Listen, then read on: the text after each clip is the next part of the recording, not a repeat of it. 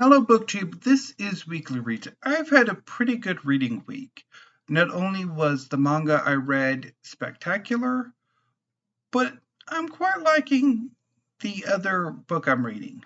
So, yeah. So on Saturday, I read 6 volumes of manga. Um, 5 volumes of My Hero Academia by Kohei Horikoshi, and the 23rd volume of Eden Zero by Hiro Mashima. So, My Hero Academia by Kohei Horikoshi is a series inspired by American superhero comics. Izuku Midoriya idolizes superheroes. However, in a world in which 80% of the population have superpowers called quirks, Izuku is quirkless and can never become a superhero. However, one day he meets his idol All Might, the greatest superhero in Japan, and Midoriya Izuku's bravery um, inspires All Might to take Izuku on as a sort of an apprentice, and eventually All Might grants Izuku his own quirk, one for all. This allows Izuku to go to UA, the premier high school for aspiring superheroes, and he takes on the superhero named Deku. While for the decades that All Might has been operating, Japan has largely been at peace. However, all of that is about to change as the series progresses. So, um, where I left off last weekly reads was that the superheroes have teamed up to launch a massive assault against the merger of the League of Villains, the villainous organization that has primarily been the main antagonist of the series, and another group called the Meta Liberation Army. Together, they form the Paranormal Liberation Front. So, the goal of the attack was to prevent a larger villain attack taking place in several months' time as the leader of the Paranormal Liberation Front, Tamura Shigaraki, finishes his sort of procedure to further empower himself. So, a group of heroes, including Deku, as well as some of Deku's closest classmates, Katsuki and Shoto, or Shota, evacuate the city that the hospital where the procedure is taking place is located. Another group of heroes led by Endeavor, the now #1 hero in Japan after All Might's retirement, is attacking the hospital where the procedure is taking place. And then another group of heroes is attacking the main base of the Paranormal Liberation Front. So for most of the conflict, the heroes were largely winning. There were some instances where the villains had better showings, particularly the Nomu's fight with Mirko and other heroes at the hospital, Dabi's fight with Hawks. But for the most part, the heroes were winning until Shigaraki woke up. And then he pretty much proceeded to unleash his power. And the heroes were definitely put on the back end. He who had to fight with was fighting with Deku and Endeavor and Katsuki and Shoto, and Gigantomachia woke up and was making a beeline straight for him, which was causing all sorts of chaos between the League of Villains, or the Paranormal Liberation Front space, and where the hospital was located. So this volume continues that storyline and wraps it up, and it is brutal. The heroes have a very hard time fighting Gigantomachia. Several heroes are either killed or grievously wounded. Deku and Katsuki are put in the hospital, as is Endeavor eventually. Dabi makes one hell of a propaganda coup. And at the end of the war, even though most of the Paranormal Liberation Front is arrested, and Gigantomachia is subdued, it also comes off as a loss because the core of the Paranormal Liberation Front escapes and later manages to attack a number of prisons that release scores of villains across Japan, and leading to untold amounts of chaos. In response to this, the top three heroes, um, Endeavor, Hawks, and Best Janus, form an alliance and try to hold on as well as they can as faith in heroes decreases rapidly. The population, or much of the population, flee to shelters within the superhero schools. And Deku goes off on his own as a vigilante due to him being targeted by One for All for One, the sort of villain behind Shigaraki, who has granted his quirk to Shigaraki. And it's brutal. It's like very dark, but amazing as well. So I'll talk a bit more of what goes on later as well, because this is building up to the final sort of arc. Because I think there'll eventually be about 4 to 5 more volumes left.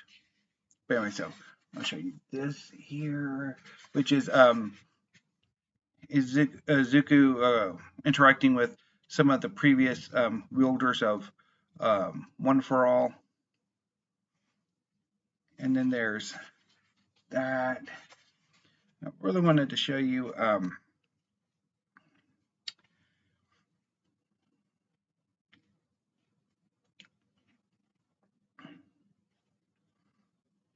here's some of the fight between Toga and Ochako or Chaka. Let's see here, where is? Because I don't really want to be too spoilery, because that's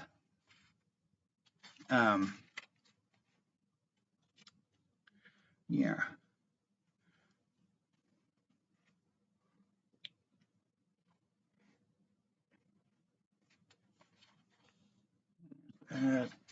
But yeah, these were some amazing volumes.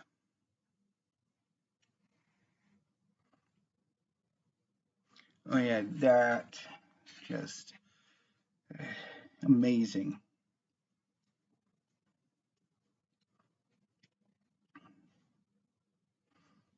And then of course some awesome scenes.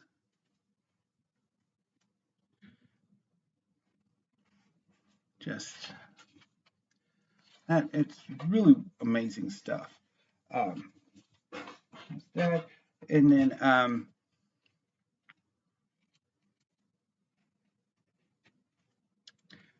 yeah. So this was great. And then that. And then I especially really like the scene where like some of the characterizations, particularly like the Todoroki family, that is amazingly well done, and heartbreaking. Also, when after Izuku goes off on his own for a few months as a vigilante with only sort of the big three's support and All Might, that eventually when the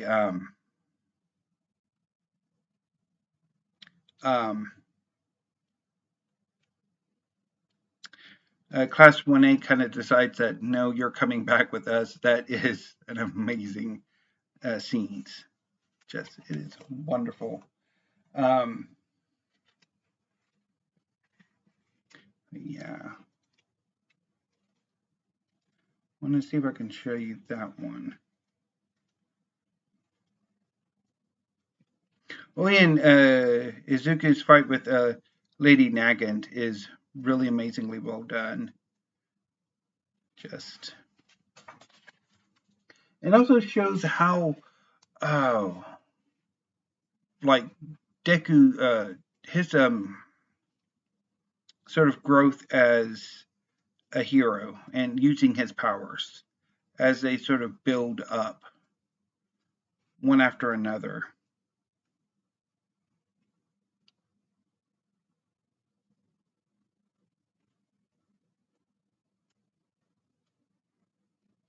But I'm gonna show where.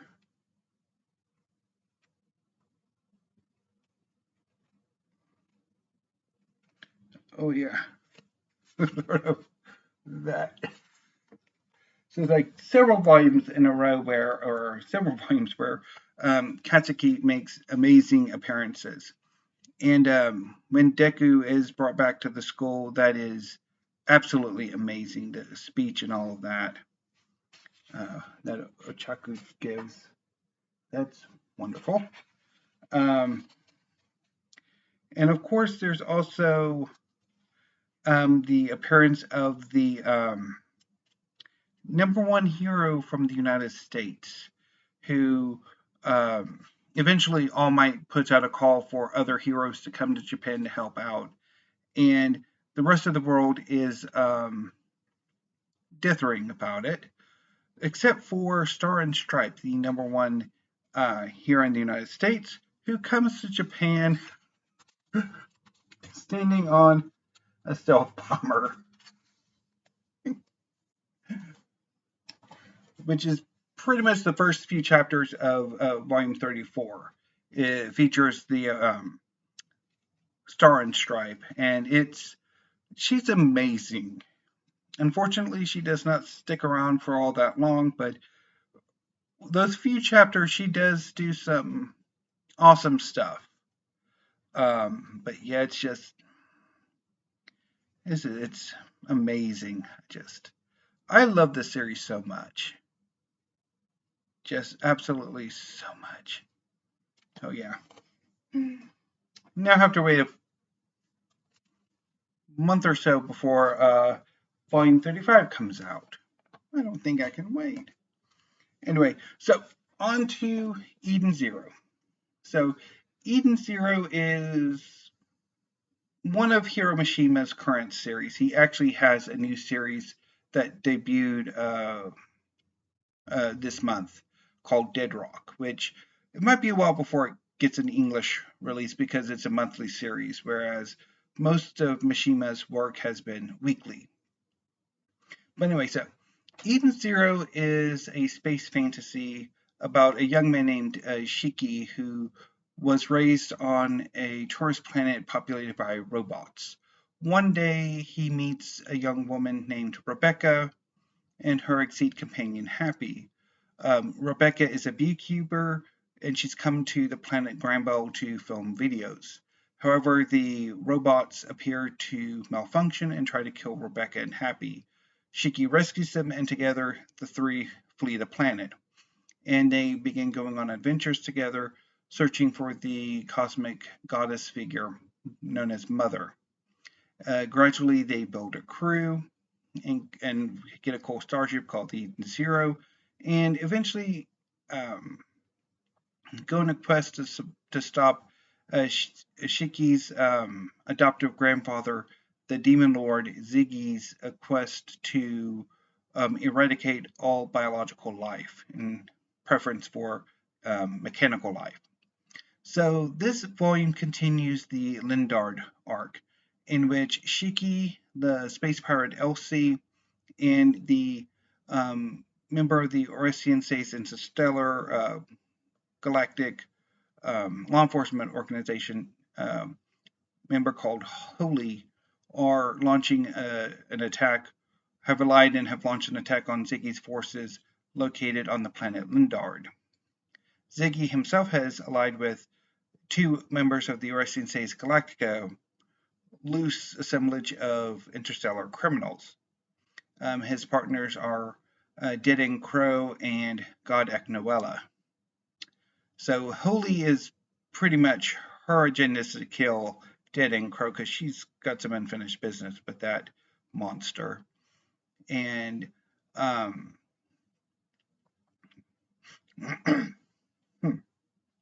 sorry.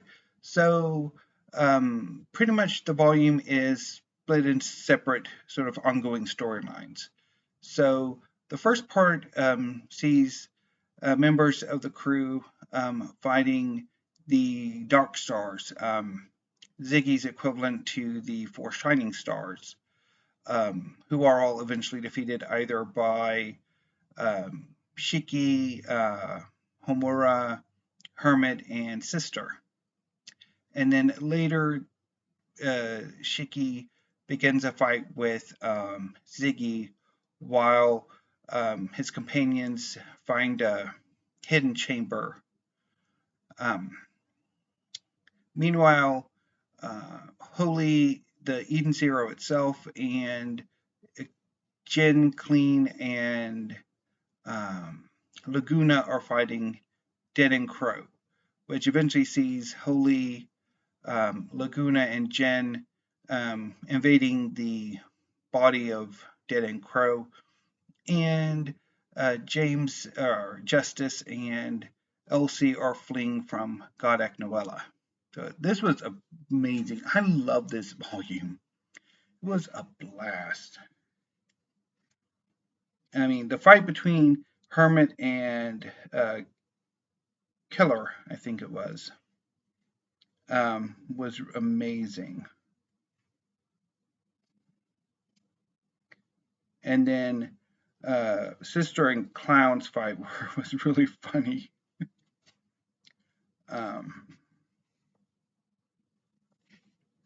So there's that.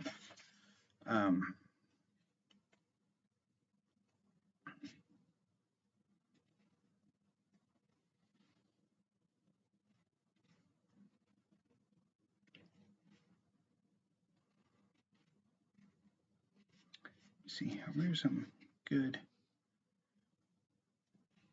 pictures I'm going to show.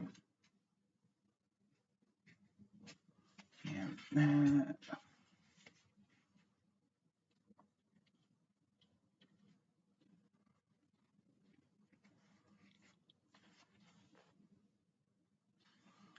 It was really great.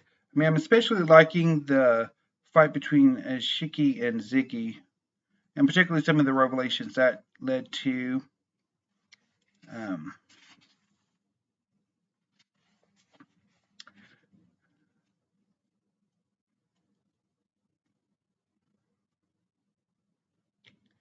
oh yeah, the secret chamber. That's an amazing double page spread right there. And then Ziggy.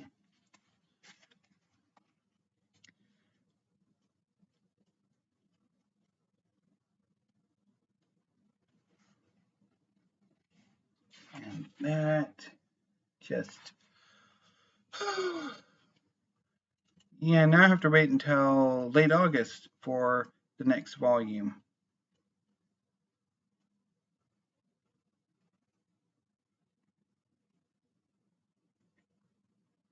But yeah, this was amazing.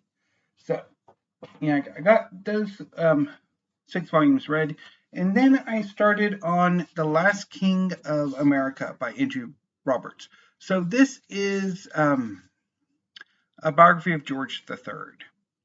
So I started the book on Friday, not Friday, Saturday with 1 chapter.